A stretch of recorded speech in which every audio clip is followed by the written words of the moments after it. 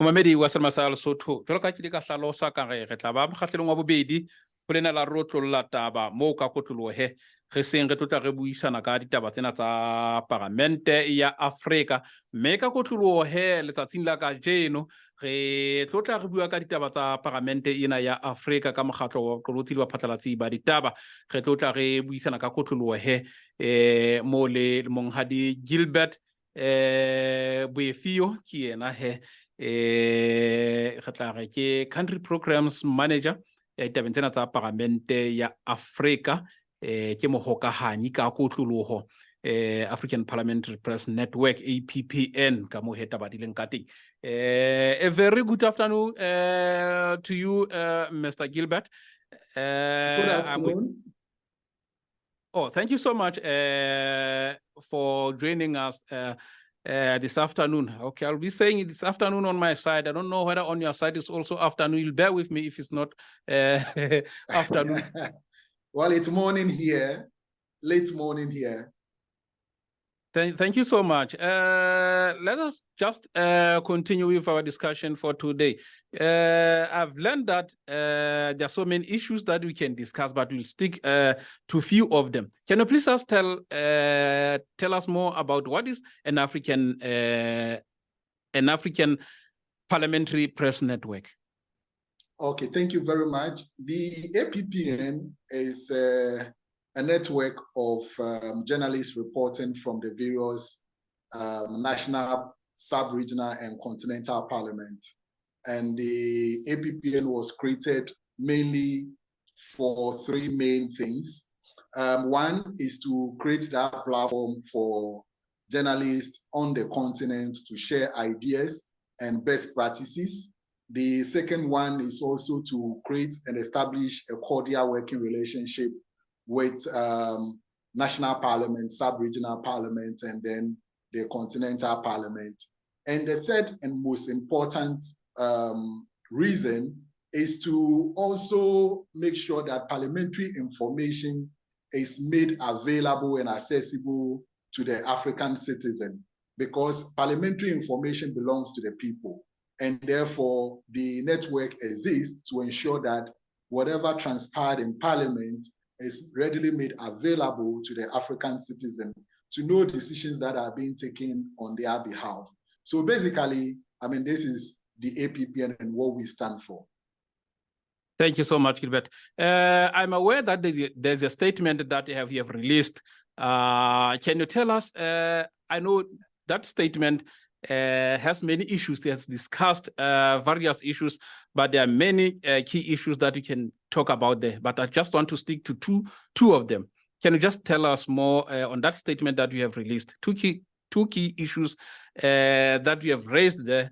Can you elaborate more on those key issues? Okay, so on the 4th of September, the steering committee of the APPN met to deliberate on development at the Pan-African Parliament. And we decided to focus on these main two issues because we think that they are the crust of the ongoing turmoil at the Pan-African Parliament. One is the funding of the Pan-African Parliament. Over the years, the funding that the Parliament has been receiving from the AU has not been enough. And so the Parliament always struggles with implementing its activities and projects and even having its meetings. In fact, as we speak now, the Parliament was unable to have its August committee meetings, because of funding issue. And we are not even sure whether the Parliament will be able to have its ordinary session. And maybe to put it in context, the Parliament meets 4 times in a year, 2 committee meetings and then 2 ordinary sessions. And we all know how important committee meetings are, because it's at the committee level that critical issues are discussed. It's at the committee level that oversight is done. It is at the committee level that matters are interrogated. So if you are not able to have your committee meeting, then what is going to happen at plenary? Committee meetings forms like 60 to 70% of the work of Parliament. And so it is very, very crucial. Unfortunately, the Parliament was not able to do that. Now, this situation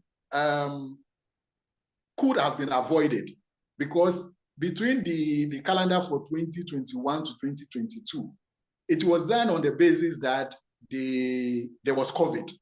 And so there may not be physical meetings. And so obviously around that time, the parliament itself was going through some issues, so they are not meeting. However, within a half year of the parliament starting to meet, the budget that was allocated to them, 11 million and some few dollars, they were able to use that money and even have to come for a supplementary budget.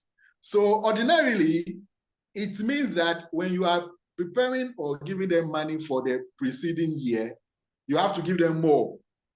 Because if within a half year, they've spent 11 million plus, then the preceding year, which is a full year, you know, but lo and behold, they were given the same 11 million for their operations. And that is why we are where we are now. You know, so it's obvious that somewhere, somehow, some people are not prioritizing the Pan-African Parliament when it comes to funding. And perhaps they don't consider the Pan-African Parliament to be very important in the scheme of things. The second issue that we raised has to do with the need for institutions to respect the parliament and their internal affairs. Parliament all over the world has certain attributes. Parliament has to be independent. Parliament are masters of their own rule, right? These two elements seems to not to apply to the Pan-African Parliament, because people now and then keep interfering in the affairs of the Pan-African Parliament, which means that it is not independent. And again, people keep interfering even in the rules of the Pan-African Parliament, which even our national parliament will not tolerate. So how much more the Continental Parliament, which is expected to be an example for our national parliament to, you know, copy from. And our position is that if, for instance, I mean, there are people who are claiming that the amended rules of the Pan-African Parliament is not consistent with the protocol. And for the sake of your audience, let me put this into perspective. When we talk about the rules of procedure of the Pan-African Parliament, it is the same as the standing orders at our national parliament, right? And then when we are talking about the protocol that set up the Pan-African Parliament, we can equate it to the Constitution, right? Okay. Now we have three arms. There are three arms of government at the AU level. You have the executive, you have the legislature, and then you have the executive. So the judiciary is clothed with the power to interpret the Constitution. Okay, so Gilbert, even if there is an issue, okay. Yeah. All right. Okay, just let me just move to Dr. Maurice Ezuriki as a senior parliamentary advisor to the former president of the Pan-African Parliament, the late Honorable Bethel Amadi, and the technical consultant, Office of the Legal Counsel, Pan-African Parliament. I'm sorry to cut you, Gilbert. I'll get back to you. No, it's okay. It's okay. Yeah, thank you so much. Dr. Maurice, a very welcome to you on your side. Can you please educate us on the role of the Pan-African Parliament, the role, the Pan-African Parliament, the African Union Commission, and the African Court, and their relations with each other? Can you just say more on that? Thank you very much. I really appreciate the opportunity to engage with you on these critical issues affecting the continent. Before I proceed with your question, I just reflected on the fact that we are engaged with each other across different countries within the continent. That is the beauty of technology. That is the beauty of technological advancement. And as I reflect on that, I begin to reflect on what just transpired at the Pan-African Parliament. One of the seminal accomplishments of the amended rules of procedure was the introduction of virtual meetings. You know, with the pandemic that really created a disruption in parliamentary processes across the continent, they couldn't meet. But now with the amended rules of procedure, the Pan-African Parliament has provisions for virtual meetings. So this will really eliminate a lot of problems. And it really baffles me that some individuals are contesting the principles of this particular rules of engagement, rules of procedure at the Pan-African Parliament, when it has now created so many advantages, including the provision of virtual meetings. Some of them are just narrowly talking about one area, but forgetting that this whole process was a holistic approach that made the Parliament more adaptable to global exigencies and realities and things of that nature. I just wanted to throw that in since we're approaching each other from different parts of the continent. And that's what we've made possible if these particular rules of engagement at the Pan-African Parliament is sustained. But back to your question about the Pan-African Parliament,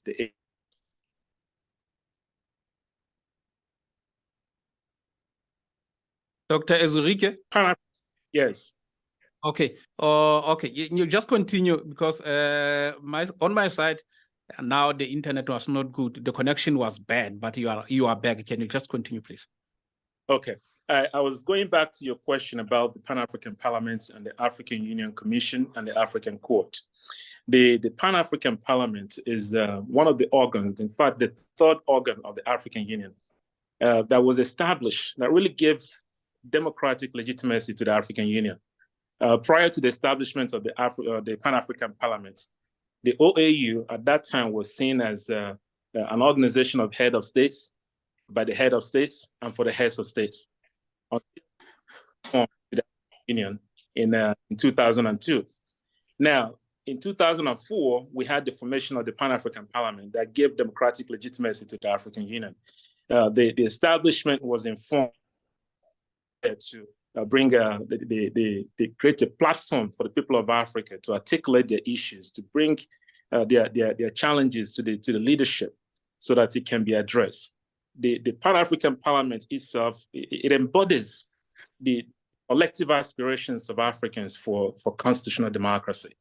And that's a very beautiful thing. One of the primary objectives of the Pan-African Parliament is to familiarize the people of Africa with the objectives and policies aimed at integrating the African continent within the framework of the establishment of the African Union, and then to also strengthen continental solidarity and build a sense of common destiny among the people of Africa, like you and I. Now, the African Union Commission, on the other hand, is the secretariat of the African Union. They are the ones responsible for the day-to-day administrative activities of the African Union. And their primary responsibility, and I want you to contextualize what I'm saying now because it will be very relevant in our discussions later. Their primary responsibility of the African Union Commission is to provide some kind of institutional support to all organs of the African Union, not to micromanage the organs, not to supervise the organs, not to coordinate the activities, but to see to the implementation of those decisions made by the Assembly and make sure that they are implemented. That is the role of the African Union Commission.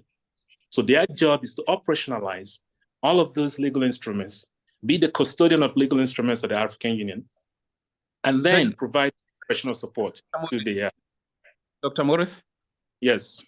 Sorry for interrupting you. I'm looking at the time now. I have to fast forward our conversation. What are the international best practices when it comes to addressing matters such as the current situation the PEP finds itself in? It might be also relevant to contextualize the current situation that the PAP finds itself in. We have, in August 21, a letter was sent from the AUC, the chairperson of the AUC, indicating that some members of the Pan-African Parliament had complained that the amended rules of procedure that was amended 4th November 2022 had violated some provisions of the protocol.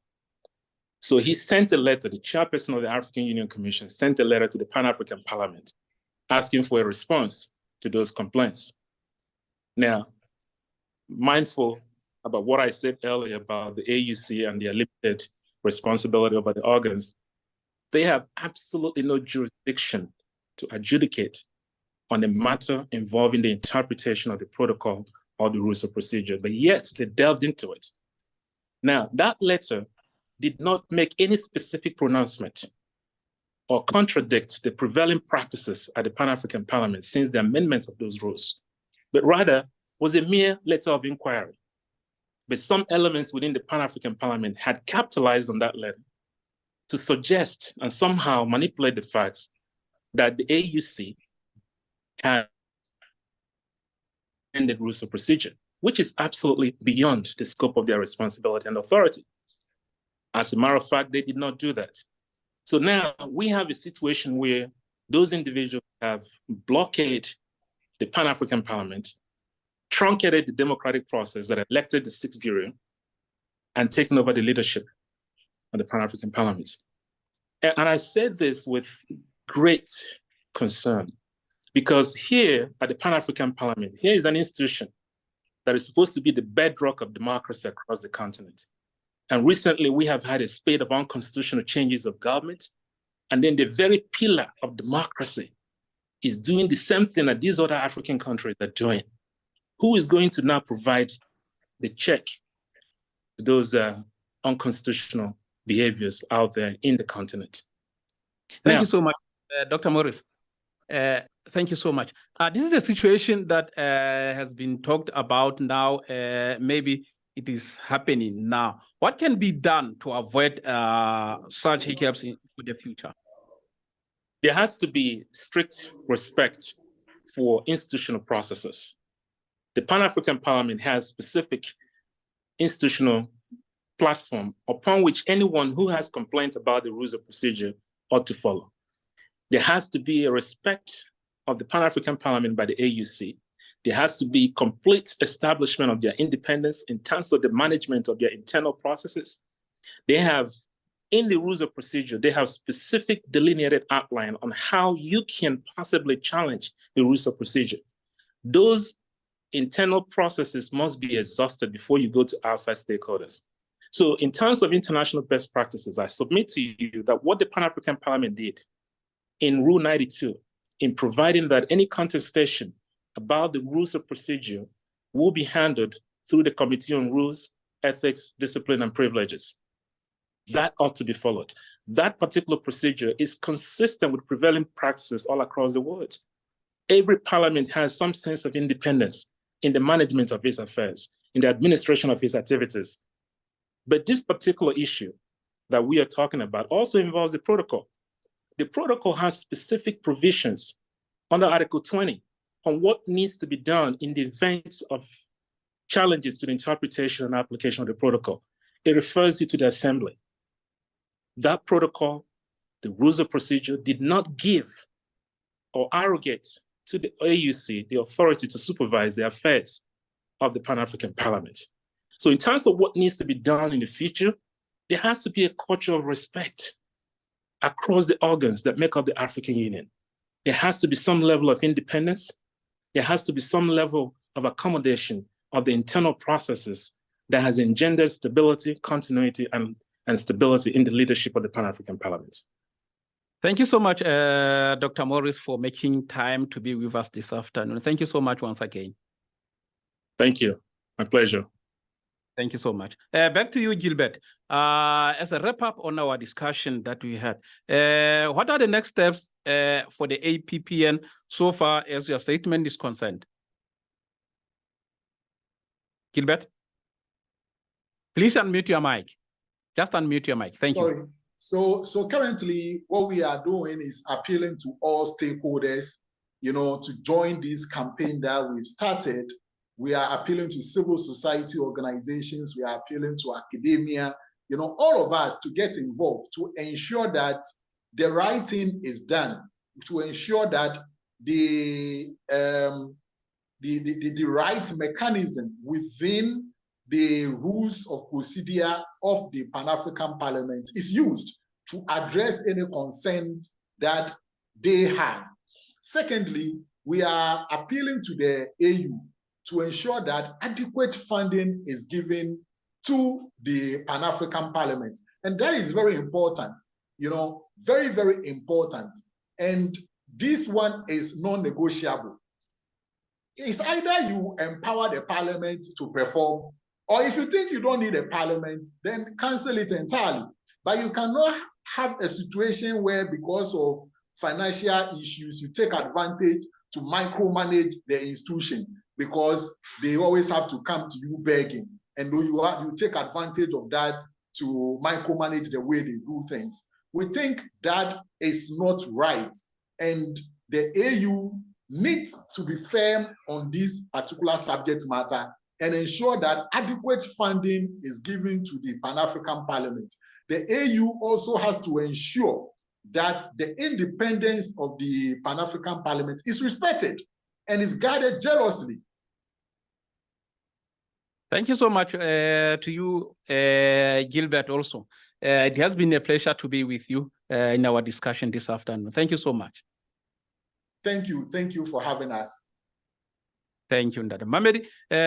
Ki bile jwalo he ka kotlolo le ditaba tsena tsa parlamente ya Afrika. Ditaba kgolo tseo re neng re hlile re di manolla le tshegang lena ke kopano ena ya baphatlalatsi ba ditaba African Parliamentary Press Network APPN mo he ba ileng ba ntsha polelo e leng e neng e phutetse dintlha tse mmalwa empa ntla kgolo tsa polelo eno ke ditaba tsa ngongoreho ya bona ka ditaba tsa tshehetso ditabeng tsa parlamente ena ya Afrika ditjhelete ho bonahala African Union Commission e le yona ikarabellang e sa ile hloko mohlomong le ho fokotsa tshehetso ya ditjhelete ho tsamaisa ditaba tsa parlamente ena ya Afrika ke dintlha tse tseo ba llang ka tsona ba re ho bonahala he ho lokela hore ho tlo ho nyollwe tjhelete eno e le hore tshebetso e tletse ho tsamaya ka mokgwa o hantle o tla etsa hore mosebetsi o be hantle empa ho bonahala e sa nkile hlohong haholo tabena ya parlamente ena ya Afrika